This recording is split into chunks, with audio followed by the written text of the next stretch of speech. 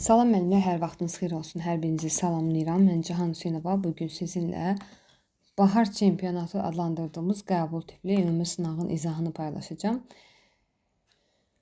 Sınağımız 60 sualdan ibarətdir. Siz hələ də bu sınağı işləməmisinizsə, ekranda gördüyünüz 077 327 78 63 nömrəsi ilə əlaqə saxlayaraq sınağın PDF formasını əldə edib işləyə bilərsiniz. Və işlədikdən sonra sınağın izahına baxdıqdan sonra isə like eləməyi, yəni bəyənməyi, kanalımıza abunə olmağı da unutmamağınızı tövsiyə edirəm. Mənə bu cür dəstəyinizi bildirə bilərsiniz. Sınağımız qeyd edim ki, 8 mart münasibəti ilə həmkarlarıma hədiyyə idi. Və sonra ikinci bir elanı diqqətinizə çatdırmaq istəyirəm. Aprel qrupları ilə bağlı. Aprel qruplarımız aprelin əvvəli, ikinci və 5-ci günlər axşam saat 8-də 4 aylıq proqramla başlayacağıq. Əgər siz hələ də sıfırdan MİQ bağça işə qəbul və yaxud da bağça sertifikasiya imtahanına hazırlaşırsınızsa, aprel qrupları sizin üçün şans ola bilər. Həftədə 2 dəfə olmağına baxmayaraq dərslərimiz, sonradan açılan qruplara da həftədə 2 dəfə dinləyici kimi qoşulmaq şansı əldə edib, həftədə 4 dəfə dərsdə olursunuz. Hər dərsin izahı, PDF-si, quizləri, sınaqları, aylıq 60 suallıqlar, eyni zamanda Telegramda quiz qrupları ilə təmin olunub imtahana tam hazır şəkildə gedə bilərsiniz. Və başlayaq sınağımızın izahına. Sual 1. Sual 1-də Venn diaqramını görürsünüz. Şeir və nağılların uyğunlaşdırılması var. Qələmimizi alaq. Deməli, 1 şeirdir, 2 nağıldır. A bəndi nəsr janrındadır. Qeyd edək ki, nəsr janrı nağılların ikinci adı. Nəzm şeirdir, nəsr nağıllardır. Hiss, duyğu, fikir, təsəvvür və təəssüratları ifadə edir. Bu da şeirlər üçün əsasən istifadə olunan bir ifadədir. Əyləndirir, öyrədir, tərbiyə edir, təxəyyülü inkişaf elətdirir. Təbii ki, nağıllar üçün keçərli bir ifadədir. Nəzm janrıdır. Qeyd etdik ki, nəsr, nağıllar, hekayələr, povestlər, romanlar. Nəzm isə şeirlərdir, qafiyəli. Çox vaxt konkret personaj olmur, duyğuları və düşüncələr əsasdır. Təbii ki, şeirlər, çünki şeirdə bir personaj adətən olmur. Və F bəndi əfsanəvi, sehirli, fantastik, tərbiyəvi hadisələrdən bəhs edir. Danışıq dilinə yaxındır, təbii ki, nağıllar. Olacaq B, D, Y, 1, A, C, F, B bəndimiz. Cavabımız, doğru variantımız B bəndi. Sual 2. Diferensial yanaşmanın əsas məqsədi nədir? Diferensial yanaşma bilirsiniz ki, bir qrup daxilində müxtəlif potensiallı, müxtəlif səviyyəli, müxtəlif öyrənmə tərzində olan uşaqların təlim ehtiyaclarının nəzərə alınması, onlara fərdi xüsusiyyətlərini nəzərə alaraq təlim proqramının təşkilini nəzərdə tutur. Eyni sözü bütün qrupa eyni, bütün uşaqlara eyni, ancaq zəif uşaqlara, ancaq güclü uşaqlara yanaşma, diferensial yanaşmanın, yəni ümumiyyətlə cavabı deyildir. Cavabımız ən doğru variant isə burada C bəndində ifadə olunmuşdur. Bir də qeyd edildiyim kimi, bunu hər zaman deyirik, yalnız sözünün işləndiyi testlərin 99%-i yanlış variantdır. Eyni sözlərinə görə də digərlərini çıxdıq. Yalnız və Y-də də dedik ki, qavraması yüksək olan, təbii ki, bu da deyil. Tərbiyəçi böyük qrupda 2.3.2 standartını əşyaların forma, ölçü, sayına görə müqayisə edir, standartına uyğun təlim nəticələri müəyyən edir. Hansı variant uyğun deyildir? Standartdan məqsəd çıxartmaq, yəni məqsəd həm də bizim təlim nəticəmizdir, bilirsiniz. Standartdan məqsəd çıxartmaq üçün biz mütləq standartın tərkibini bilməliyik. Və qeyd edeyim ki, standartın içində əgər forma, ölçü, say və müqayisə etmək varsa, təlim nəticələrimiz, yəni məşğələmizin məqsədləri də burada standartda verilmiş bilik və bacarıq, bilik və fəaliyyət hissəsinə uyğun olmalıdır. Qeyd edim ki, testdə birinci A bəndində 10 dairəsi yazmışdı. O mənim gözümdən qaçıb, ondan sonra 5 dairəsini əvəz elədim. Çünki böyük qrupda biz 5 dairəsi keçirik. Müəllimlər onu yanlış götürmüşlər, amma sayına görə qruplaşdırmaq varsa, biz həm də onu müqayisə edirik. Yəni sayına görə qruplaşdırmaq müqayisə etməkdir, doğrudur. Say Çünki baxın əşyaların forma, ölçü və sayı. Forma həndəsi formalarda ölçü böyük, kiçik, uzun, qısa, həcm anlaşılır. Sayda məlum məsələdir ki, saydır. Eyni sayda olan əşyaları tapıb eyni yerə yerləşdirmək. Bu da müqayisədir. Bu da sayı anlaşılır. Eyni formaya malik olan əşyalar, yenə də forma var. Müxtəlif əşyaları dairə, kvadrat, üçbucağın formasına görə qruplaşdırmaq. Burada da forma anlaşılır. Burada D bəndidir. Niyə D bəndidir? Bir də Smart'ın məqsədin Smart abreviaturası, yəqin ki bilirsiniz. Burada əşyaları ölçüsünə görə seçir deyir. Baxın müəllimlər, əşyanın ölçüsünə görə seçməkdə hansı ölçünün nəzərdə tutduğu bizim məlum deyil. Həm də əşyaları ölçüsünə görə seçir. İkinci körpələrin standartıdır. Demək olar ki, olduğu kimi köçürülüb, möhtərizədə uzun qısa olmalıydı. O yazılmayıb, əşyaları ölçüsünə görə seçir. Bir də yadınızda saxlayın. Standart olduğu kimi heç vaxt təlim nəticəsi ola bilməz. Mütləq təlim nəticəsinin standartın içindən çıxmalı, ona uyğun olmalı və standartın müəyyən bir hissəsini əhatə etməlidir. D bəndi həm ikinci körpələr qrupunun standartıdır, ümumi şəkildə şərh olunub, həm də fəaliyyət orada hansı ölçüdən söhbət getdiyi məlum deyil, həm də dediyim kimi aşağı yaşa aiddir. Ona görə D bəndimiz olacaqdır testimizin yanlış cavabı. Keçdik 4-cü sualımıza. 4-cü sualımız verilmiş nümunə nitqin hansı funksiyasının göstəricisidir? Nitqin funksiyalarını bilirsinizsə, nitqin nominativ, kommunikativ, idrak və tənzim edici funksiyası var və məlumatı ötürmək, sual-cavab mübadiləsi, uşaqların bir-birinə söhbət edərkən fikirlərini və hisslərini paylaşması, təbii ki, kommunikasiya, yəni ünsiyyət, kommunikativlik versiyasına, variantına uyğun olduğu üçün biz bunun cavabını Y bəndi götürəcəyik. Waldorfa aid olanları seçin. Waldorf yanaşması, Waldorf pedaqoji yanaşmasına aid olanları deyir ki, nağıllar, musiqi, sənət, dram, əl işi, təbiətlə əlaqə vacibdir.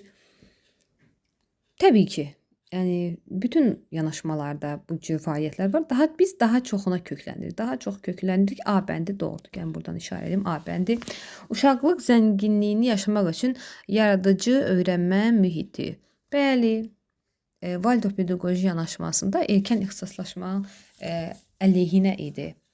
Rudolf Steiner və uşaqlığın zəngin yaşaması üçün yaradıcı öyrənmə mühitinin tərəfdarı idi. Riyaziyyat, oxuma, yazma, rəng, ölçü qabiliyyətlərinin inkişafı bu Waldorf yanaşmasına aid deyil, Montessori'yə aiddir.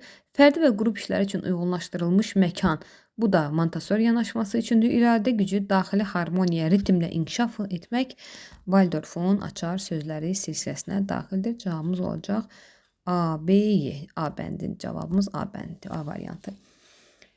6.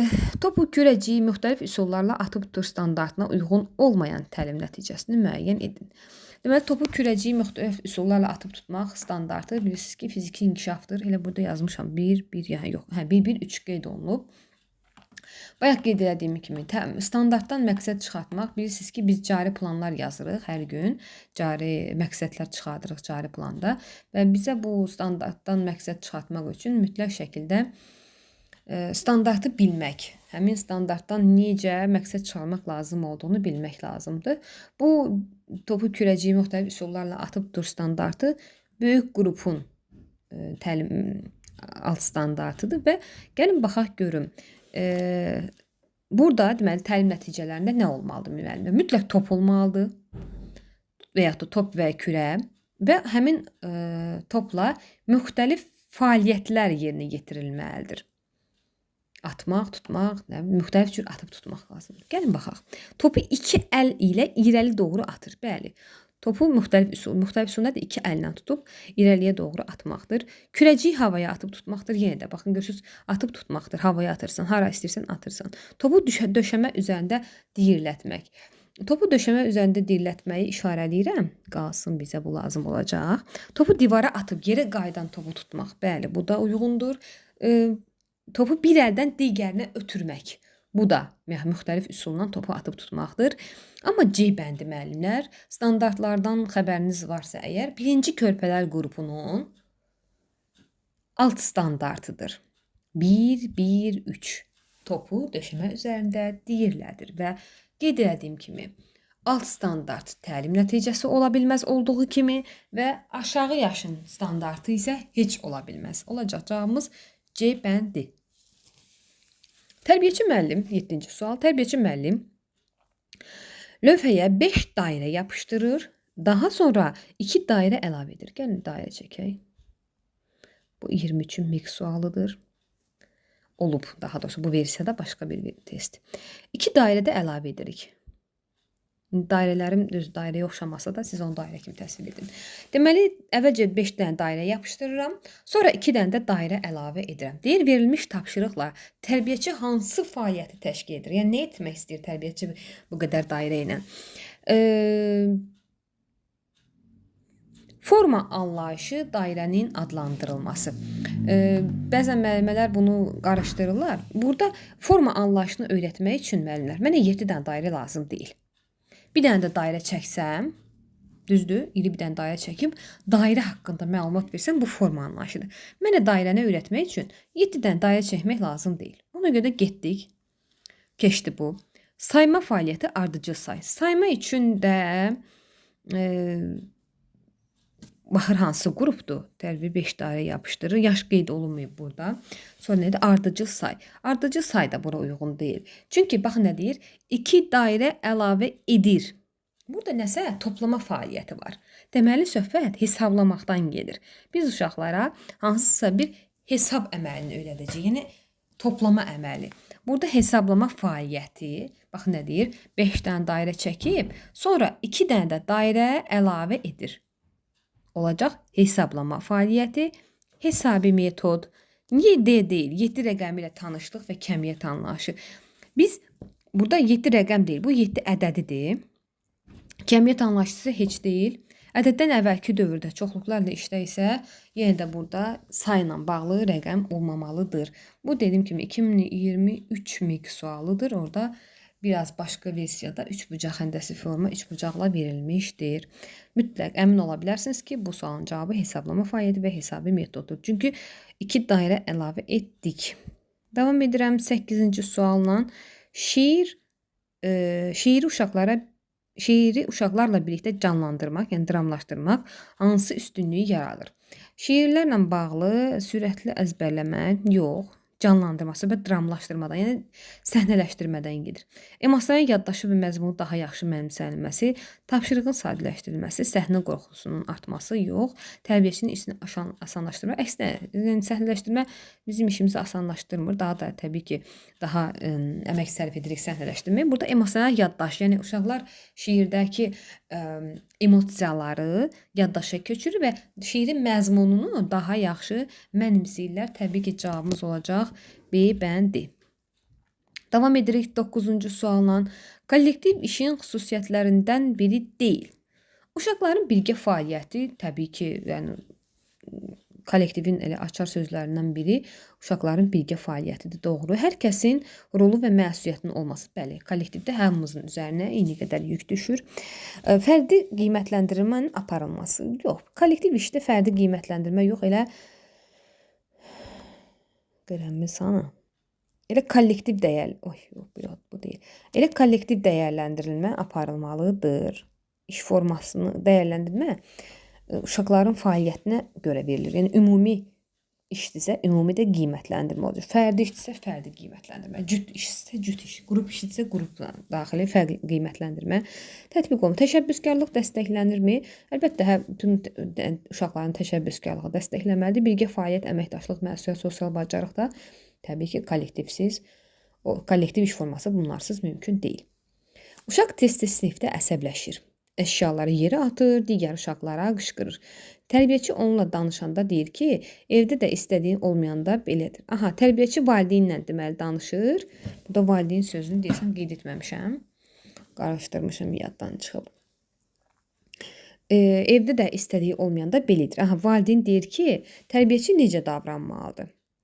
Uşağa qarşı sərt münasibət göstərmə və cəzalandırmalı yox. Yəni, bu artıq ənənəvi təlimdir. Həmişə istədiyini etmək şərait yaratmalıdır ki, sakitləşsin. Yəni, bu da yanlış yanaşmadır, pedaqoji yanaşma deyil. Uşağın duyğularının tanınması, tənzimləməsi üçün hisslər üzərində işləməli. Yəni, uşağın bu davranışının səbəbini, kökünü, qaynağını tapmaq lazımdır. Bəlkə özünü ifadə edə bilmir.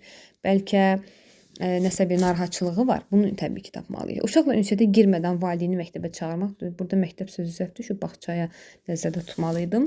Yox, yəni biz əvvəlcə özümüz yaxınlaşmalıyıq, soruşmalıyıq. Təbii ki, danışa bilən uşaqsa sığallamalı, onun həmin an üçün sakitləşdirməliyik. Başqa uşaqlar onu oynamamağa tapşırmalı. Yox, yəni bu da yanlış yanaşmadır. Təbii ki, burada ən doğru, ən pedaqoji, ən düzgün yanaşma ilə C bəndi olacaqdır. Bu asan tipli test sayılır. Uşaqlar, gəlin əllərimizi qaldıraq. 2 barmağımızı göstərək. 2 deyək. 2 hamı deyir. Tərbiyəçi lövhədə çoxlu şəkillər qoyur və 2 dənə olan əşyaları uşaqlara göstərir.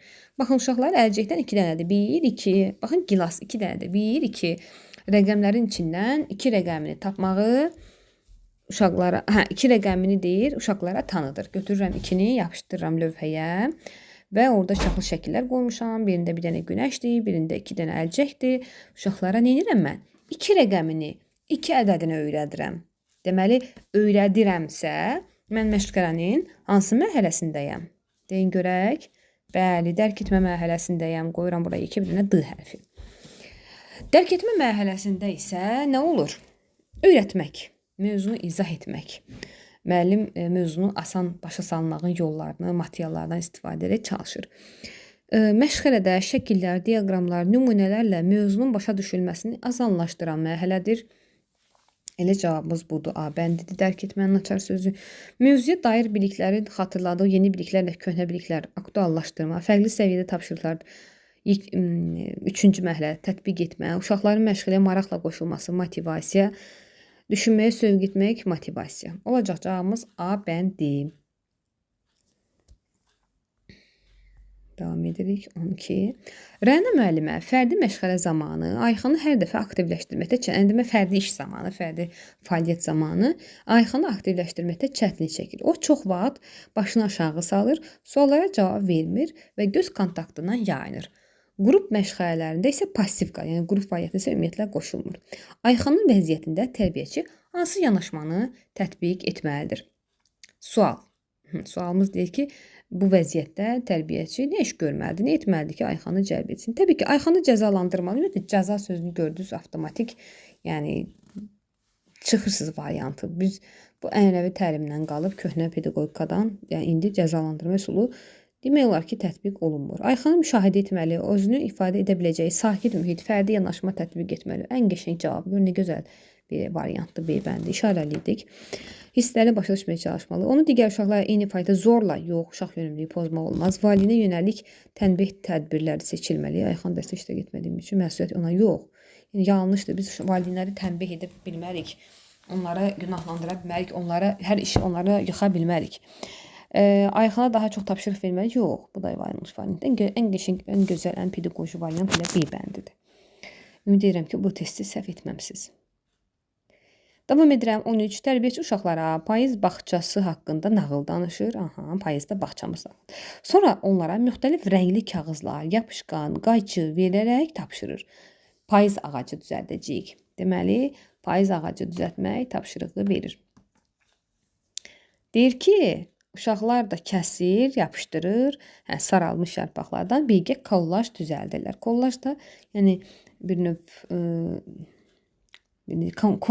kompozisiya kimi bir şey təsvir edə bilərsiniz. Bu fəaliyyətin əsas məqsədi nədir? Müstəqil kəsmə və yapışdırma bacarıqlarını ölçmək, yox. Payız fəsli haqqında məlumat vermək, yox. Tapşırdığı fəaliyyətin əsas məqsədi, yox. Bədii təfəkkür, mövzuya uyğun obrazlı təsir bacarıqları inkişaf etmək. Bəli, burada yəni obrazlı işdən gedir söhbət. Təsəvvür, obraz bacarıqlarını inkişaf edir. Kağız üzərində düzgün xətt çəkmək yox, kəsmir, yarpaq kəsir yaxı. Əl-göz koordinasiyasını qiymətləndirmək yox. Bu fəaliyyət bu variantların heç birinə uyğun deyil. Ən gözəli, ən qəşəngi C bəndi olacaq. Bir də variantların içində bəzən müəllimlər 2 variant arasında qalanda sizə görə doğru olanı yox, testin şərtinə uyğun olan və sizdən istənilən olan pedaqoji olaraq, psixoloji olaraq doğru variantı götürməlisiniz. Ən doğrusu həmişə testlərdə, situasiyalarda, ümumiyyətlə imtahanlarda ən doğru, yəni bu riyaziyyat deyil ki, dəqiq hesablayasan, səndə 5 çıxsın, variantda 5 olmasın, 6 olsun. Təbii ki, orada artıq səhv eləmişsən. Amma Belə situasiya suallarda siz ən doğrunu, pedaqoji baxımından ən doğrunu, psixoloji baxımından uyğun olanı götürürsüz. 14. Qutudakı qumun miqdarını qaşıqla ölçüb, hər qaşığı ayrı-ayrı qablara qoyurlar. Sonra hamısını sayırlar. Bu fəaliyyət ölçmə təliminin hansı növüdür və hansı mərhələsinə aiddir?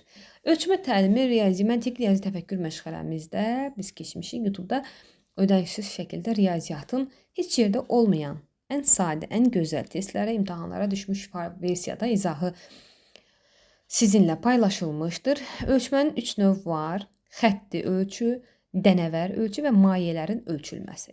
Burada da qumu ölçürüksə, qumun ölçülməsi müəllimlər dənəvər ölçüdür. Dənəvər yazıram qısaca. Və ölçmənin də 4 mərhələsi var. Lebedeva tərəfindən işlənib hazırlanmış 4 mərhələsi var və bu qaşığı ayrı-ayrı qablara sayıb qoymaq, sonra saymaq isə olacaq ikinci mərhələmizin açar sözlərinə aiddir. Cavabımız olacaq dənəvər ölçü. Baxın, mayə də çıxdıq, mayə ölçmürük, C-ni çıxdıq, xətti ölçmə D çıxdıq, qalır B ilə Y.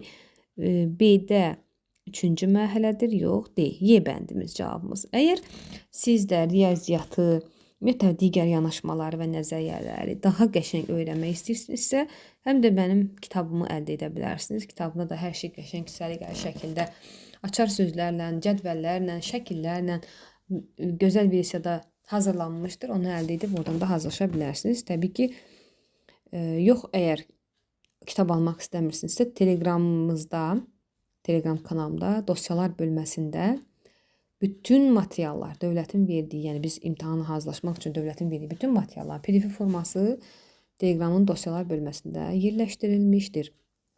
Telegram videonun şərh bölməsinə həm ödənişsiz Telegram kanalımızın linkini, həm də ödənişsiz WhatsApp qrupumuzun linkini paylaşacağam ki, siz də bizim ödənişsiz dəstək yardımlarımızdan, testlərimizdən, sınavlarımızdan xəbərdar olmaq üçün qoşula bilərsiniz. Davam edirəm sual 15-lə. Təxəyyülə aid olmayan fəaliyyəti müəyyən edin. Qeyd edim ki, psixi proseslərdə hər bir imtahanımızın olmazsa olmaz suallarındandır. Sual 15. Əgər dənizlər şokoladdan olsaydı, təbii ki, dənizin şokoladdan olması bir təxəyyüldür. Təxəyyül bilirsiniz ki, qeyri-adilik, yaradıcılıq, qeyri-müəyyənlik, mücərrədlikdir. Təxəyyüldür. Kinetik qumla sehirli qala təxəyyüldür. Rəqəmi eşidib müvafiq kartı göstərmək. Bu, təbii ki, təxəyyül fəaliyyəti deyil, C bəndi. Qələmimizi alaq, C bəndi. Nağılda əjdahanın əvəzinə hansı qəhrəmanı yerləşdirərdiniz? Təxəyyüldür. Fantaziya adası yaşamaq təbii ki, təxəyyüldür. Cavabımız olacaq C bəndi. Valideyn qrup otağında yüksək səs-küy ilə tərbiyəçinin iş üsulunu tənqid edir. Sizin ən uyğun reaksiyanız nədir? Yəni, valideyn deyir, sizin işinizi bəyənmir, nə edərsiniz? Səsi qaldıraraq özünü müdafiə etmək, təbii ki, pedaqoji baxımından yanlışdır. Yəni, bura məhəllə davası deyil ki, səsimizin tonunu qaldıraq. Yanlışdır. Valideyni otaqdan çıxarmaq, münaqişəyə girməmək, yox, valideyn, yəni, təbii ki, uzaqlaşdırmaq lazımdır oradan. Uşaqlar, yəni, qorxa bilər, narahatçılıq keçirə bilər. Amma, yəni, sözünü münaqişəyə girməmək zaten münaqişəyə girmirik, o doğru variantdır, o hissə doğrudur, amma dediyim kimi, onu dinləmək lazımdır. Nəzakətli şəkildə onun narahatlığını dinləyib məsələyə aydınlıq gətirmək, təbii ki, pedaqoji variantımız C bəndi olacaq. Qələmimiz hanı? C bəndi. Həmkarlarınızı çağırıb dəstək istəmək, yəni bu bizim, onunla mənim işimi tənqid etdiyi üçün burada həmkarlarıma ehtiyac yoxdur. Məsələni görməzdən gəlmək, yəni yox, burada ehtiyac yoxdur. Yəni pedaqoji doğru variantımız da C bəndidir. Uşaqlar ekskursiyaya çıxmazdan əvvəl tərbiyəçi onlara təhlükəsizlik qaydalarını xatırladır, nəyi görəcəklərini və necə müşahidə edəcəklərini izah edir. Necə müşahidə edəcəklərini deyir. Bu nümunə ekskursiyanın hansı mərhələsinə aiddir? Deməli, ekskursiya çıxmamışdan qabaq tərbiyəçi təhlükəsizlik qaydalarını, nəyi necə edəcəklərini, nəyi müşahidə edəcəkləri haqqında məlumat verirsə, təbii ki, uşaqların ekskursiyaya hazırlanması olacaq C bəndimiz, digər variantları təhlil etməyə ehtiyac yoxdur. Musiqi məşğələsində uşaqlar müxtəlif adətlərlə sərbəst fəaliyyətlə məşğul olmalıdır. Elvin barabanı, Leyla isə nağaranı götürür. Tərbiyəçi deyir, Leyla, qız uşağı nağara çalmaz, sən pianonu götür. Bu situasiyanı doğru şərh etməyən bəndi müəyyən edin. Tərbiyəçi uşaqların musiqi seçimini məhdudlaşdırırmı? Bəli, yəni Leylanı nağara çalmağa qoymur. Tərbiyəçi gender fərqi yaradırmı? Bəli, gender bərabərsizliyi yaradır. Qız-oğlan fərqi qoymaq gender bərabərsizliyi yaratmaqdır. Tərbiyəçi emosional bərabərliyi pozurmu? Əlbəttə pozur. Tərbiyəçi bərabər imkanlar mühitini dəstəkləyir. Yanlışdır. Tərbiyəçi uşaqların maraqlarına hörmət etmir. Doğrudur. Biz situasiyanı doğru şərh etməyən bəndi tapacağıq və təbii ki, bərabər imkan yaradılmır. 19. Hansı variantda kollektiv iş təlim forması ilə bağlı fikirlər doğrudur? Kollektiv iş forması bütün uşaqların ümumi məqsəd naminə birlikdə çalışmasını nəzərdə tutur. Bəli, doğrudur. Gəlin buradan işarək 1. Bu iş forması uşaqlarda komanda ruhu. Təbii ki. Kollektiv işdə yalnız lider tipli, xeyr, yanlışdır. Yalnız sözü varsa zaten yanlışdır. Uşaqların potensial imkanı fərdi işdədir, xeyr. Kollektiv işdə fərdi töhfələrin qiymətləndirilməsi çətindir. Bəli, biz hansı uşağın nə qədər işlədiyini bilə bilmirik. Biz kollektiv qiymətləndirəcəyik. Cavab olacaq A bəndi 19. Tərbiyəçi uşaqlarla birlikdə yağışdan sonra bağçaya çıxır. Uşaqlar torpaqda su gölməçələri və orada gəzən ilbizləri görürlər. Tərbiyəçi bu vəziyyətdə uşaqların müşahidə, təxəyyül və nitq bacarıqlarını inkişaf etdirmək üçün bu situasiyanı necə istifadə etməlidir? Uşaqlardan ilbizlərin rəngini, ölçüsünü demələrini istəmək, yox, yəni əlaqəsizdir. Tərbiyəçi deyir, təsəvvür edin, bu ilbiz danışa bilir. Sizcə o yağış haqqında nə deyərdi? Deməli, müşahidə. Çünki ilbizi təsəvvür edəcəklər. Bu təxəyyüldür. İlbizin dilindən yağış haqqında danışacaqlar.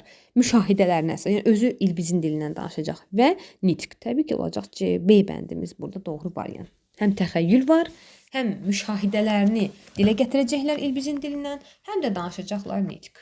Ən gözəl, qəşəng testdir bu. Tərbiyəçi məşğələyə başlamazdan əvvəl uşaqlara deyir. İndi su sözünü eşidəndə ağlınıza gələn ilk sözləri deyin. Assosiativ xatırlatmadır. Uşaqlar da bildir damcı, içmək, dəniz, balıq, sabun və mövzu deyir məşğələnin sonunda tərbiyəçi yenidən bu taktikanı istifadə edir. Əvvəl və sonra assosiativ xatırlama söz assosiasiyasını açar sözlərdir. Bu asandır. Qeyd edim ki, söz assosiasiyasında tərbiyəçi sual vermir.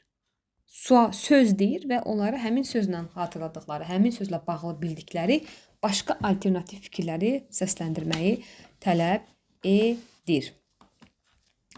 Davam edirik. Növbəti sualımız 22.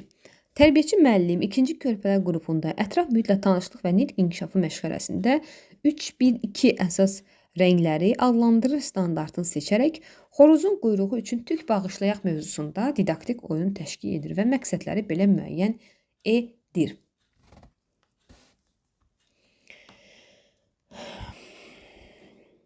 Deməli, əsas rəngləri adlandırır. Suallara əsasən əşyanın rəngini söyləyir. Verilmiş nümunə ilə bağlı yanlış bəndi müəyyən edin. Tərbiyəçi məşğələnin məqsədi düzgün müəyyən edib. Doğrudur, düzgündür. Standartdan çıxarmışam. Yaşa uyğundur, nə istəyirsiniz? Doğrudur. Məqsəd uşaqların yaş səviyyəsində standartı əhatə edir. Doğrudur. Biz nə axtarırıq? Biz yanlış axtarırıq. Yanlış. Tərbiyəçi məşğələnin təlim nəticəsini düzgün müəyyən edib. Məqsəd spesifikdir. Bəli. Məşğələnin məqsədi düzgündür. Məqsəd nəzərdə tutan bilik və bacarığı qiymətləndirmək mümkündür. Doğrudur. Tərbiyəçi standartı düzgün müəyyən etməyib. Çünki ətraf mühitlə tanışlıq məşğələsində yalnız idraki inkişaf sahəsinin standartı istifadə edilməlidir. Təbii ki, yanlışdır. Birincisi, yalnız sözünə görə yanlışdır. İkincisi də tərbiyəçi hansı məşğələdə, hansı standart, hansı məşğələdə istifadə edəcəyini özü qərar verə bildiyi üçün və təbii ki, uyğundursa, ona uyğun məqsəd çıxardırsa, mövzu seçirsə, uyğun fəaliyyət verirsə, bu Y cavabı təbii ki, yanlışdır. 23. Aşağıdakı tapşırıqlardan hansı bədii yaradıcılıq fəaliyyəti deyil? Bu fəaliyyətlər mövzusudur. Qeyd edim ki, miqdar artıq düşür. Yəni çalışın bədii ümumiyyətlə fəaliyyətlər mövzusuna xəfifcə də olsa tanış olun. Hansı fəaliyyətdə nə cür işlər hansı fəaliyyət növünə hansı işlər daxildir, hansı fəaliyyətlər yerinə yetirilir. Bu haqqda məlumatlı olmağınız da tövsiyə olunandır. Uşaqlar kağız üzərində öz qəhrəmanlarını təsvir edir və hekayə qururlar. Qeyd edim ki, bədii yaradıcılıq, yəni yaratmaq var, bədiilik var burada. Təbii ki, doğrudur. Bəndi.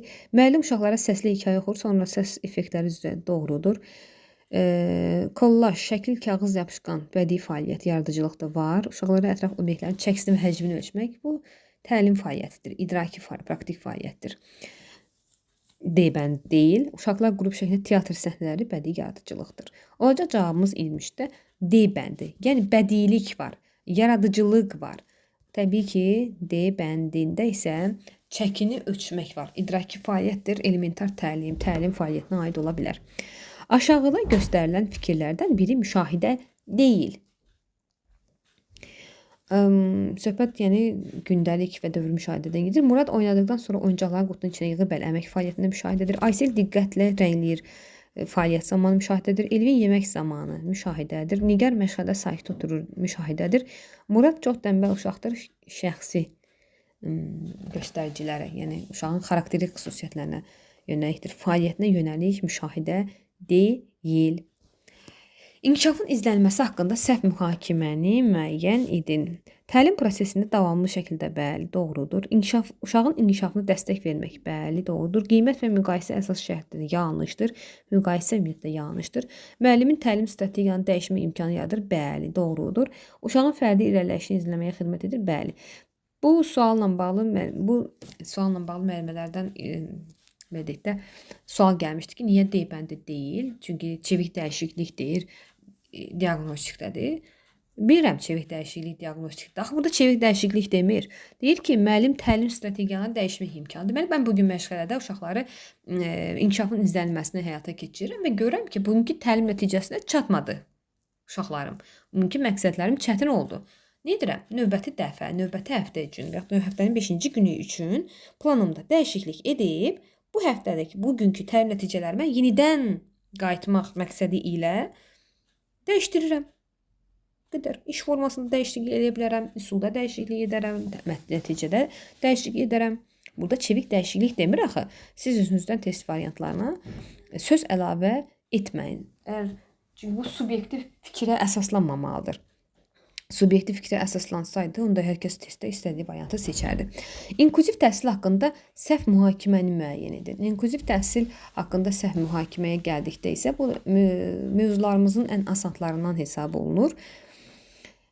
Hər bir uşağın fərdi xüsusiyyətləri nəzərə alınmalıdırmı? Bəli. Fərqli inkişaf xüsusiyyətlərinə malik uşaqlar üçün uyğunlaşdırma? Bəli. Yalnız xüsusi qayğıya ehtiyacı? Xeyr. İnklüziv təhsil nə edir? Bütün uşaqlar üçün təlimin təşkilidir. Yalnız sözü yanlışdır. Uşaqlar sərbəst fəaliyyət zamanı oyuncaqları paylaşır, müxtəlif oyunlar oynayır. Bəzən mübahisə edirlər. Tərbiyəçi dərhal müdaxilə edir, qaydanı pozan uşaqları cəzalandırır, uşaqların problemi həll etməsinə kömək edir. Situasiya haqqında doğru fikri müəyyən edin. Düzgün yanaşmadır. Deyir ki, müəllimənin bu yanaşması, yəni müdaxilə etməsi dərhal, qaydanı pozanı cəzalandırması və problemi həllində uşaqlara kömək etməsi nə dərəcədə doğrudur? Doğrudurmu? Əvvəlcə onu tapaq. Məncə doğru yanaşma deyil. Çünki sərbəst fəaliyyətdir. Ümumiyyətlə, hər fəaliyyətə də tərbiyəçinin dərhal müdaxiləsi yanlışdır. Bu mənim fikrim deyil. Bu pedaqoji baxımdan. Ona görə düzgün olan variantları çıxıram. Düzgün dedi. A-nı çıxdım, C-ni çıxdım, Y-ni çıxdım. Düzgün yanaşma deyil. Müəllimin dərhal fəaliyyətə müdaxilə etməsi və uşaqların problemi özlərinin həll etməsinə şərait yaratmaması doğru yanaşma deyil. Qaldırıq cavablardan B və D-də. B deyir ki, yanlış yanaşmadır. Uşaqlar sərbəst fəaliyyət zamanı sosial bacarıqları öyrənməlidir. Yəni doğrudur, bəli. Problem həll etmə səriştəsi var, münaqişələrin həll olunması var. Bəli, bu doğrudur. D-dədir, yanlış yanaşmadır. Uşaqlar yalnız fərdi fəaliyyət. D-də deyir ki, yəni sərbəst fəaliyyət lazım deyil də, onlarla fərdi fəaliyyətdən verirsən daha məqsəd uyğundur. Təbii ki, D-də getdi, qaldı ən qəşəng, ən gözəl cavabımız B bəndi. Digərlərini silim, çaşmayaq. Cavabımız olacaq B bəndi. Situasiyanı ən doğru şərh edən variant. Qəşəng bəzəyək bunu. 28 tərbiyəçi kim tez qaçacaq estafet oyunu təşkil edir? Uşaqları 2 komandaya bölür, sırayla məsafəni qaçaraq bayrağı digərinə ötürürlər. Fikirlərdən hansı bu situasiyanı düzgün şərh etmir? Deməli, kim tez qaçacaq estafet oyunudur. Komandaya bölürəm. Yəni ki, bu uşaqlar qaçıb tez topu gətirirlər, sonra ikinci uşaq qaçır, sonra üçüncü uşaq qaçır. Bir oyun nəzərdə tutmuşam. 28-ci sualda oxuyuruq variantları. Uşaqlar komanda daxilində əməkdaşlıq edirlər. Biz düzgün şərh etməyən variant axtarırıq. Uşaqların emosional gərginliyi azalır, bəli, əylənirlər. A da doğrudur, B də doğrudur. Uşaqların motor bacarıqları inkişaf edir, təbii ki, böyük motor bacarıqları da var. Əlində bir şey varsa, kiçik motor da var. Riyazi bacarıqların inkişafı üçün bir fəaliyyət görmədik burada. Qaydalara əməl etmə bacarıqları möhkəmlənir. Bəli, sıra var, müəyyən məsafə var, estafeti ötürmə var, əlbəttə. D-bəndi yanlışdır. Məktəbəhazırlıq qrupunda tərbiyəçi müəllim 2, 2, 4 hərf və səsləri fərqləndirir və 2, 2, 5 verilən səs üzrə sözləri seçib səslərdən heca, hecadan söz, sözdən cümlə qurur standartlarını seçərək savad təlimi üzrə məşğələ təşkil edir. Məşğələ təşkil edir. Təlim nəticələrini belə müəyyəndir. U və Ü səslərini fərqləndirir. U və Ü-nün işləndiyi sözləri söyləyir. Sözdə Ü səsinin yerini müəyyən edir. Tərbiyəçi verilmiş situasiya ilə bağlı düzgün bəndi müəyyən edin. Düzgün bəndi axtarırıq. Sizcə, deyin görün mənə hələ bir. Burada məqsədləri tərbiyəçi doğru müəyyən edibmi? Bizim sualımız da buradandır. Deyir ki, əsas köklənirik buna. Sertifikasiyada ən azı 2 sualınızın düşəcəyi formatdır bu.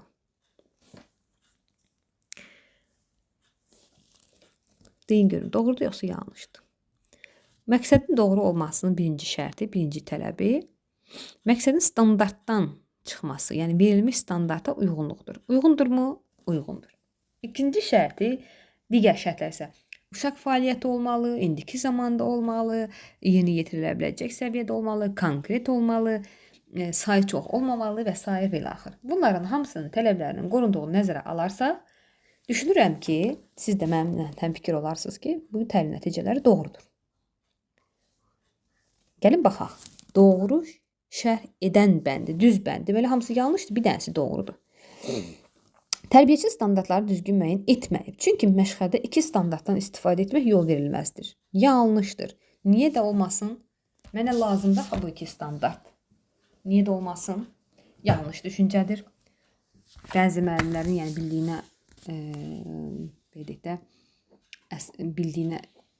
bildiyinin əksinə olaraq 2 standartla məşğələ təşkil edə bilərsiniz. Bunun üçün hər hansısa bir məhdudiyyət yoxdur. Əsasən ilin ikinci yarısına doğru, daha yuxarı yaşlarda, hər qrupun özünün standartları var təbii ki, daha çox ilin ikinci yarısına etibarən 2 standartla məşğələ yaza bilərsiniz. Tərbiyəçi məşğələnin təlim nəticəsi düzgün müəyyən etməyib. Təlim nəticəsi özündə inkişaf yönümü və uşaq yönümü prinsipi əks etmir. Yəni, düzgün müəyyən edib deyə, biz düzgün müəyyən etməyibləri çıxırıq artıq. Gəlin heç özümüzə əziyyət verməyik. Müəyyən edib deyəcək də.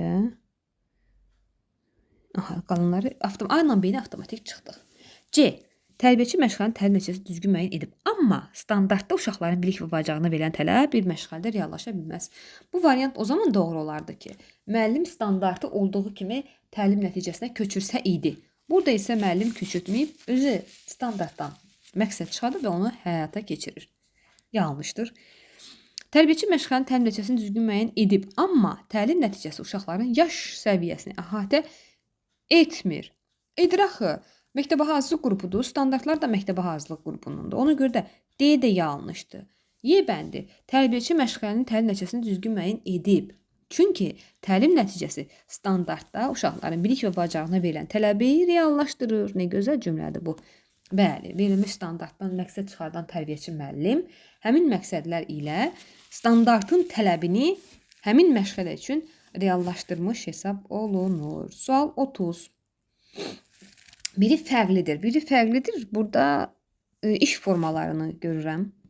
Hansısa iş forması yəqin ki, uyğunsuzdur, digərlərinə uyğun gəlmir. Gəlin baxaq görüm.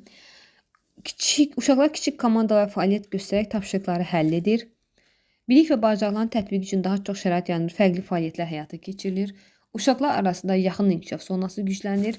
Bütün uşaqları prosesə cəlb olmasını təmin edir və əməkdaşlıq, ünsiyyət təcrübə bölüşmək bacarıqçılığı burada D-bəndidir, yanlış. Niyə yanlışdır? Gəlin indi onu sizə açıqlayım. Digər variantların hamısı fikir verdisə, qrup iş formasına aiddir. A, B, C, Y qrup işi. Amma D bəndi isə kollektiv iş formasındadır. Yəni biri yanlışdır, fərqlidir deyəndə bu nəzərdə. Fərqlilik nə olduğu başqa bir iş formasıdır. Qrup işi deyil də kollektiv iş formasına aiddir. Biraz belə natamam sual kimi gələ bilərsiniz, amma biraz diqqət tələb edən və məntiqi yanaşmanı tələb edən test. Yəni siz onların bir-birinə uyğunluğunu tapmalısınız ki, fərqli olanda nə üçün fərqli olduğunu biləsiniz. Uşaq ağlayan dostunun yanına gedərək deyir: "Sən kədərlisən, mən səninlə oynayaram." Bu hal hansı komponenti göstərir? Bu emosional zəka dərsinə aiddir. Bilirsiniz ki, artıq salınıb çərçivəmizə emosional intellekt, daha doğrusu belə gedir. Emosional zəka və ya da emosional intellekt. Olacaq sualımızın cavabı, gəlin baxaq. Sən kədərlisən, mən səninlə oynayaram. Emosiyaları qavrayıram, yəni mən yoldaşımın emosiyasını qavrayıram və onu ifadə edirəm. Aşağıdakı fikirlərdən hansı Vygotsky'nin sosial inkişaf nəzəriyyəsinə aiddir? Ailədəki yanaşma uşağın həyatda yaşadıkları onun təlimi münasibətinə təsir edir. Elə budur. Sosial yanaşma. Tənqidi təfəkkür şəxsdən qərəzsiz düşünmə tələb, yəni uyğun deyil. Egosentrik düşünmə Piaget'də deyil. Uşağın öyrənməsində təlim mühitinin tərbiyəçi rolu vacibdir. Egosentrik uşağın öyrənməsində təlim mühitindən çox tərbiyəçinin yox, burada elə bil ki, ikisinin də rolu vacibdir. Uşağın öyrənməsində təlim mühitindən çox tərbiyəçinin. Həm təlim mühiti lazımdır, həm də tərbiyəçinin rolu lazımdır. Səmərəli öyrənmə mühitinin formalaşması üçün uşağın məşğələyə cəlb olunması vacibdir. Səmərəli öyrənmə mühitinin formalaşması üçün. Bu da, yəni Vygotsky'yə aid bir fikir deyil. Bu normal, adi bizim bildiyimiz uşağın məşğələyə cəlb olunması zaten yəni bütün öyrənmə mühiti üçün şərtdir. A bəndi isə köhnə ənənəvi biliklərin yeni nəslə ötürülməsi, uşağın sosial çevrəsinin onun inkişafında, yəni axı sosial konsepsiyadır Vygotsky nəzəriyyəsi və Vygotsky yanaşma sosial inkişaf nəzəriyyəsi. Ona görə cavabımız olacaq A bəndi. Tərbiyəçi 33-cü sual. Tərbiyəçi 4-5 nəfər uşağı otağın bir tərəfində düzür. Əks tərəfdə isə skamyanın üstündə bayraqlar qoyub. Deməli, uşaqları bura düzmüşəm. Gəlin, sualı çevirim, qəşəng təmiz yer. Bura uşaqları düzmüşəm. Burada isə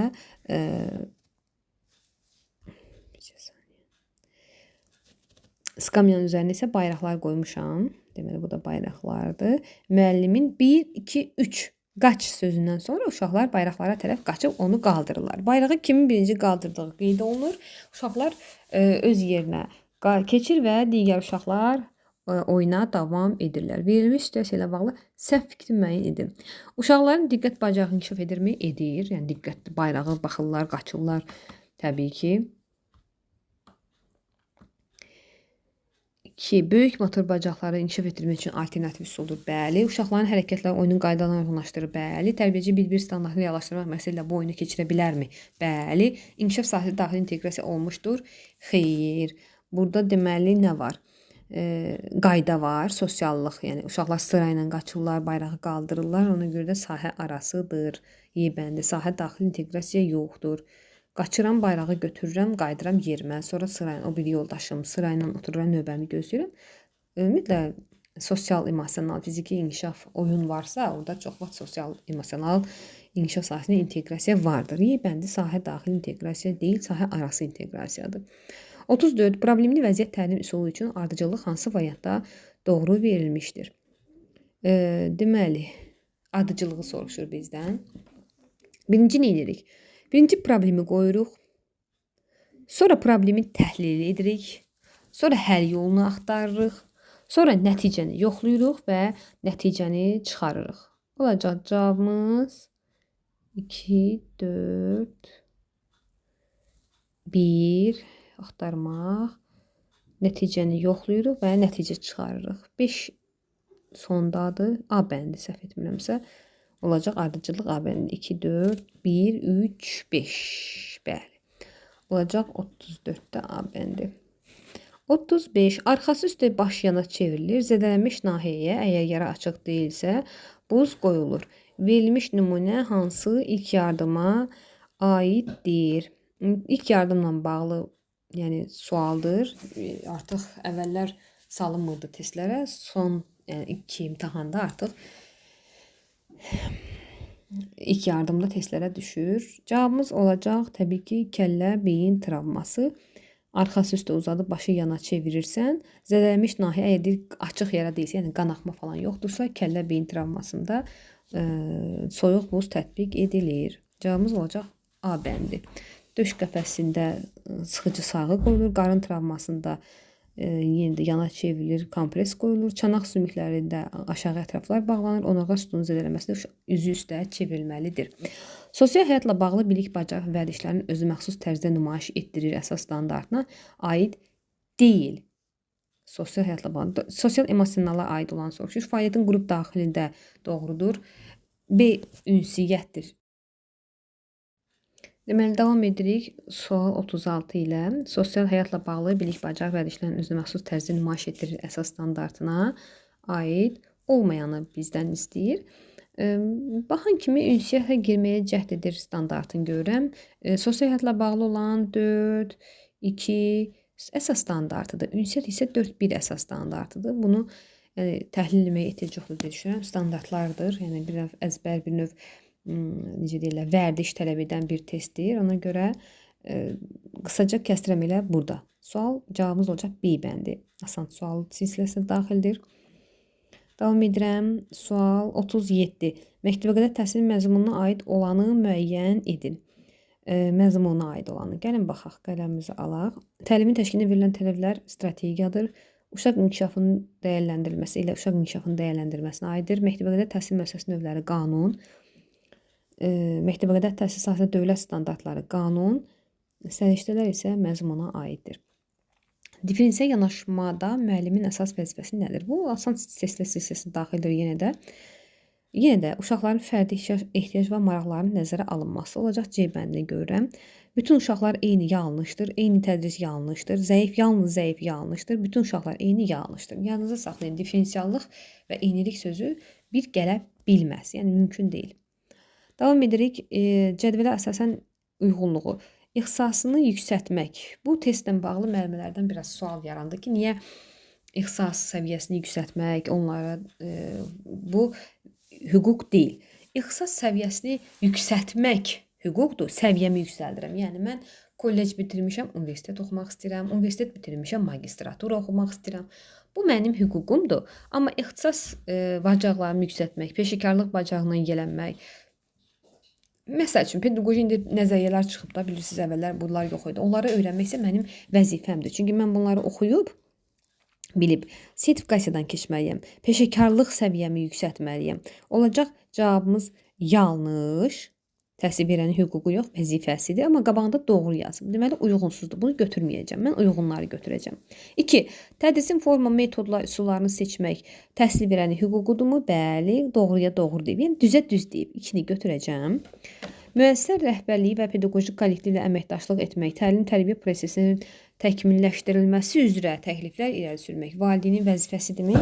Xeyr, vəzifəsi deyil. Bu, olsa hüququ ola bilər. Ona görə də yanlışdır. Yanlışa da yanlış deyib. 3 götürəcəm. Əyriyə əyri deyir. Təhlükəsiz normal iş şəraiti ilə təmin olunmaq müəllimənin, yəni təhsil verənin hüququdur. Uşağın yox. Yanlışa yanlış 4 götürəcəm. 5-ə də baxaq. Qanun ilə müəyyən olmuş qayda ödənişsiz psixoloji yardım almaq təhsil alanındır. Yanlışa doğru deyib götürmürəm. Olacaq cavabımız D bəndi. 2, 3, 4. Davam edirik. Sual 40 ilə. İki oğlun birləşməsini modelləşdirən situasiyanı ümid edirəm ki, bu testi mənim ödənişli qruplarında olan heç bir müəllim səhv yazmayıb. İki çoxluğun birləşməsi modelləşdirən nümunədə bilirsiniz ki, toplanan elementlər fərqli olmalıdır. 2 stul, 2 yastıq var. Otaqda neçə əşya var? Doğrudur. 2 pişik, 3 it. Qutuda neçə heyvan var? Doğrudur. 3 konfet, 2 noğul, neçə şirini var? Doğrudur. Birləşməlidir. 2 top, 5 blok, neçə oyuncaq? Doğrudur. 4 kitab, 2 dəftər, bir dəftər də əlavə olunur. Çoxluğun bir neçə vahid artmasıdır. Hi-yə aid deyil. Riyaziyyatı hələ də mənim izahımı dinləməmsinizsə, seçə bilmirsinizsə, deməli siz mənim izahımı dinləməmsiniz. YouTube kanalında Cahan Hüseynov var, məntiqi riyazi təfəkkürün izahı. Baxın, dinləyin, riyaziyyatı heç yerdə olmayan formada öyrənin. Sual 41. Müşahidə və müsahibə metodu arasındakı əsas fərq nədir? Müsahibə üçün xüsusi resurslar tələb olunur. Müşahidə isə qeydlərlə aparılır. Yəni, bizə nə lazımdır? Bizə əsas fərq lazım. Bu, onların arasındakı fərq deyil. Müsahibə üçün xüsusi resurs tələb olunmur zaten müşahidədə. Müşahidə daha çox sosial hadisələri təhlili üçündür. Müsahibə isə fərdi məlumatların toplanması üçündür. Olar. Bu uyğundur, amma əsas fərq bu deyil. Müşahidə və müsahibə arasında heç bir əsas fərq yoxdur. Hər ikisi eyni məlumat toplama mövcududur. Bəli, əslində hər ikisi də məlumat toplayır, amma fərq var. Müşahidə zamanı məlumatlar qeyri-rəsmi, mübahisə isə rəsmi hesab olunur. Yox. Müşahidə üçün məlumatlar qeyri-verbal olaraq toplanılır. Müşahidədə yəni biz söhbət eləmirik, uşağın fəaliyyətinə müdaxilə etmirik.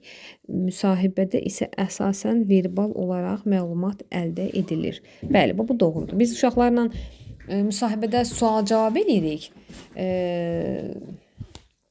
Müşahidə isə sadəcə müşahidə edirik. Verbal heç bir münasibət yoxdur. 42-ci sual. Davam edirik. Cədvələ əsasən uyğunluğu.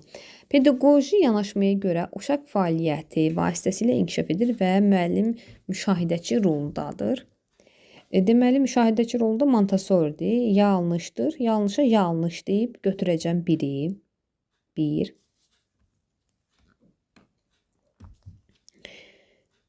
Götürəcəm bu pedaqoji modelə görə didaktik oyun uşağın əsas öyrənmə vasitəsidir. O sosial qarşılıqlı əlaqə ilə inkişaf edir.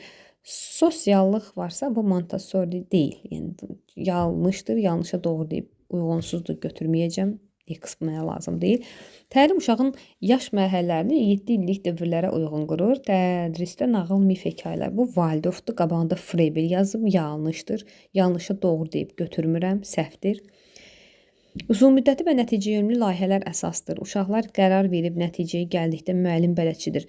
Emiliyadır, yanlışdır. Yanlışın qabağına yanlış yazıb, yəni əyriyə əyri deyib götürürük.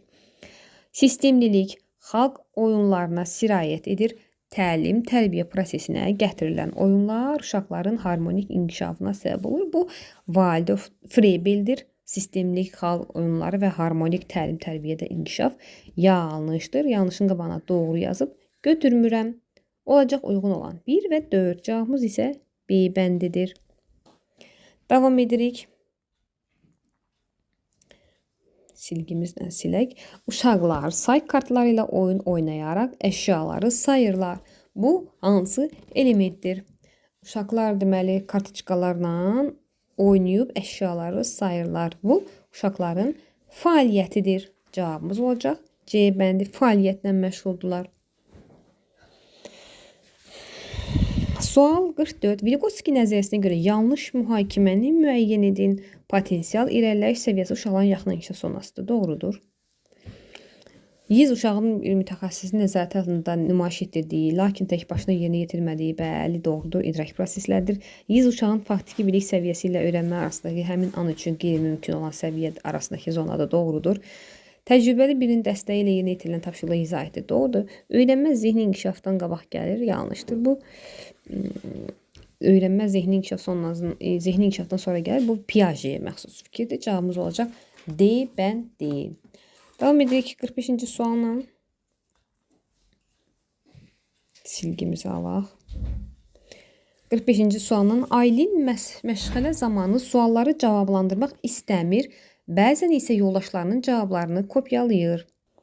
Müəllim müşahidə edir ki, Aylin diqqətini cəmləməkdə çətinlik çəkir. Bu fəaliyyətdə müəllimin hansı psixoloji yanaşmanı təmin etməlidir? Yəni müəllim uşağın fəaliyyətlərə çətinlik çəkdiyini görür, başqalarının cavablarını kopyalayır, iştirak eləmək istəmir fəaliyyətsizlikdə. Deyir ki, müəllim nə etməlidir? Ayına əlavə tapşırıq vermək yox. Yəni zaten bu uşaq fikrini cəmləyə bilmir də. Yanlışdır. Ailə cəzalandırmaq yanlışdır. Vəziyyətin səbəbini anlamağa çalışmaq təbii ki. Ümumiyyətlə bizim birinci işimiz məsələni araşdırmaqdır. Valideynin müraciət edib problemi onlara həvalə etmək yanlışdır. Ailə iştirakçı vacib deyil, yanlışdır. C-bənd, ən qəşəng cavab, ən gözəl cavabımız C-bəndidir. Tərbiyəçi müəllim uşaqlara 3 rəngdə kiçik toplar təqdim edir. Sonra uşaqlara topların eyni rəngdə və eyni ölçüdə olanları bir yerə qoymağı tapşırır. Bu fəaliyyət hansı bacarığı inkişaf etdirməyə kömək edir? 3 dənə ayrı-ayrı rəngdə, məsəl üçün qırmızı, sarı və yaşıl toplar vermişəm. Onlar da bu toplarla neynirlər? Eyni rəngdə və ölçüdə olanları, yəni kiçik qırmızıları bir tərəfə, göyləri bir tərəfə, yaşılları bir tərəfə yığırlar. Deyir, bu tapşırıq haqqında ən doğru bəndi funksiyalarına görə təsdiq. Yəni topun funksiyası nədir? Atıb tutmaqda deyil, topun ölçülərinə görə sıralamaq. Yəni ölçü eynidir, kiçikdir hamısı. Deyil, yanlışdır. Topların materiallarına görə material eynidir, topları ölçüsünə görə qruplaşdırılır. Ölçü eynidir, kiçik toplardır. C bəndi. Toplar rənginə qruplaşdırmaq çoxluq anlayışı ədəddən əvvəlki dövrə aiddir. Riyazi bir fəaliyyətdir. 47. Uyğunlaşdırın. Orta qrup yeni gələn Sevda masa arxasında yeməkdəsindən müstəqil istifadə edir. Diaqnostik qiymətləndirmədir. Qələmimizi alaq. 1 D. Birincisi diaqnostik. 2. Məktəbhazı qrupunun sonunda Sevda hərfləri tanıyır, hərf və səsləri fərqlənir. Hecalardan sözlər, sözlərdən cümlələr, cümlədən isə şifahi mətnlər qurur. Bu 6 yaşın ümumi təlim nəticəsidir. Olacaq yekun hesabat. Y. Sevda məşğələ zamanı daha çox sual verir, fərdə tapşırıqları düzgün icra edir. İnkişafın izlənilməsi. Çünki məşğələ zamanı deyə olacaq. Diaqnostik, yekun hesabat və şəxsi inkişafın izlənilməsi cavabımız olacaq D bəndi 47-də. Qələmimizi alaq. D. Diaqnostik. Yekun hesabat, şəxsi inkişafın izlənilməsi. Biri fərqli inteqrasiya nümunəsidir. Tərbiyəçi uşaqlara ağac növlərindən danışır, yarpaqlar müşahidə, sonra şəkil çəkirlər. Deməli, əvvəlcə danışıramsa 2-1-dir, sonra şəkil çəkirəmsə 3-1-dir, sahə arasıdır. Uşaqlar kompleks hərəkətləri, musiqi sədaları, deməli fiziki hərəkətləri, kompleks hərəkətləri, fiziki hərəkətləri, musiqi səda, sahə arasıdır.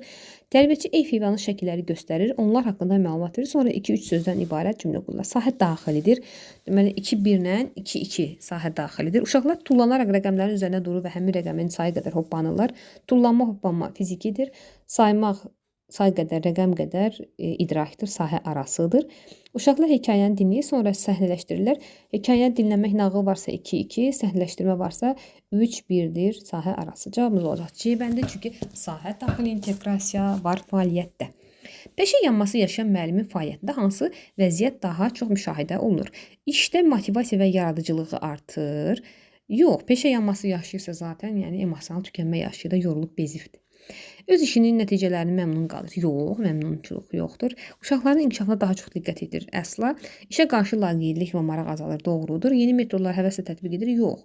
Yəni zaten bu tükənib də, bezib, işindən bezmək sindromudur. Bu maraqlı mövzudur. Əgər ələdə məlumatsızsınızsa bu dərs haqqında YouTube-da bu mövzunun da izahını kanalımdan izləyə bilərsiniz. Ümumiyyətlə mənim YouTube kanalımda abunə olub bir çox mövzuların izahlarını, sual-cavab dərslərimiz, yəni qəşəng açar sözlü dinləyə bilərsiniz və baxdığınız video izahı da bəyənib kanalıma abunə olmağı da unutmasaq, mənə dəstək olmuş olarsınız. Davam edirəm. Sual 50. Nitqlə bağlı izahımız da YouTube kanalında yer alır. Situasiyaları lüğət üzrə işin istiqamətlərinə görə uyğunlaşdırın. Bilirsiniz ki, lüğət üzrə işi 4 istiqaməti var.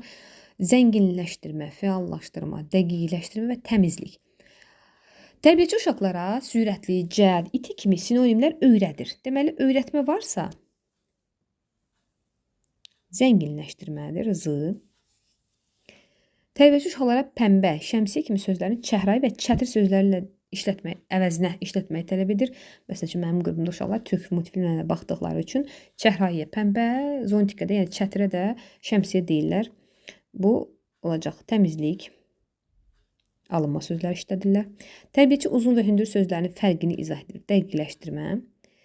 Uşaq yeni öyrəndiyi sözləri cümlədə işlədirsə fəallaşdırma. Zəngin, təmiz, dəqiq, fəal. B bəndi. 51. Aşağıdakı situasiyalara uyğun təfəkkür növlərini ardıcıl əlaqələndirin. Maraqlı suallardandır, psixi proseslərdən təfəkkür, imtahanda hər dəfə düşən testlərdəndir, nitqdə düşür. Yəni burada işlətdiyimiz bütün suallar düşmüş sual nümunələridir. Yəni ona bənzər, hətta əksəriyyəti eynisidir. Sadəcə variantlar dəyişmişəm. Yəni imtahan bilirsiniz ki, artıq 22, 23, 25-də diaqnostika və MIQ imtahanları olub. Yəni bütün sual nümunələri düşmüş və düşə biləcək situasiyalara uyğun təşkil olunmuşdur. Legolarla qurğu düzəltmək, yəni əməli qoyuram. Hekayədə qəhrəmanı təsəvvür etmək, obraz. Su niyə buxarlanır, məntiqi sözlü. Bloklardan qala tikmək, yəni əməli. Deməli, yəni əməli, obrazlı, məntiqi, əməli. A bəndi ilə qəşəng yerləşdirmişəm sizin üçün rahat tapa biləsiniz deyə. Uşaq yönümlü mühit prinsiplərinə aid deyil. Sual 52. Uşaqların fərdi xüsusiyyətlərinə uyğun fəaliyyətlərin təşkili uyğundur. Uşaqların oyun vasitəsilə öyrənmə uyğundur. Müəllim bütün uşaqlardan eyni təlim nəticəsi tələb edir. Yanlışdır. Yəni eyni necə olsun uşaqlar? 20 uşaq var qrupda, 20-si də eynidirmi? Necə mən onlardan eyni təlim nəticəsi tələb edə bilərəm? Yanlış düşünmədir təbii ki. Uşaq yönümlüyə də yanlışdır. Pedaqogikaya da uyğun yanlışdır, psixologiyaya görə də yanlışdır. Ədəddən əvvəlki dövrə aid olmayan fəaliyyəti müəyyən edin. Ədəddən əvvəlki dövr bilirsiniz ki, miqdar münasibətlərinin 3 mərhələsi var. Ədəddən əvvəlki dövr say fəaliyyəti, hesablama fəaliyyəti.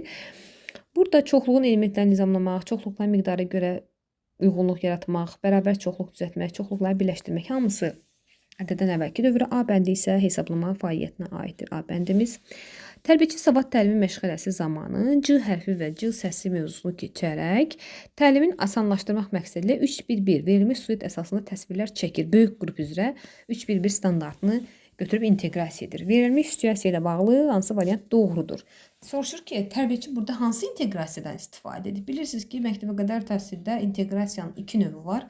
Əgər bu mövzunun haqqında da məlumatınız azdırsa, Cahan Hüseynova, dərs 1, məzmun, məqsəd, inteqrasiya izahımızı da dinləyə bilərsiniz. Deməli, qeyd edim ki, məktəbə hazırlıq, bilirsiniz ki, heç qeyd eləməsən də savad təlimi məşğələsi məktəbə hazırlıq qrupundadır. 5-6 yaş. Böyük qrupdan götürmüşəm standartı, yəni aşağı yaşa düşmüşəm və belə situasiyada inteqrasiya biz istifadə etmirik. Cavabımız olacaq B bəndi. İnteqrasiya yoxdur. Sual 55.